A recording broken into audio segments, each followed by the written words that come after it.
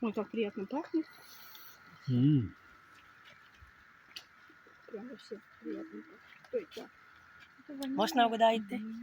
Ваниль. Карамель. А где эти? Кому ваниль, кому карамель. Чтобы это... Вот это Лиана Ваниль. Как? Лиана Ваниль. Лиана ваниль. Лиана ваниль. Это ванильная лиана? Да, да. Надо что-то посадить. Dua rasa buat bisa beraim urasai. Сейчас это нет season, это season растут июль. Потом растут вот это цветок. Сенсина, мусина, цветок. Нужно апеллинии. Потом растут зеленый ваниль и стручки. Зеленый ваниль и стручки, после солнца мы готовим черный ваниль и стручки. Черный ваниль и стручки кипения мы готовим натуральный ваниль экстра.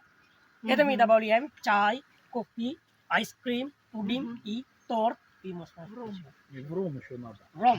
Ну, на Маврикии в ром его добавляют. Вот так вот. А вот. Сэнди. Можно. Не пробовала. Сэнди. Я рому. С ромом Сэнди. пробовала?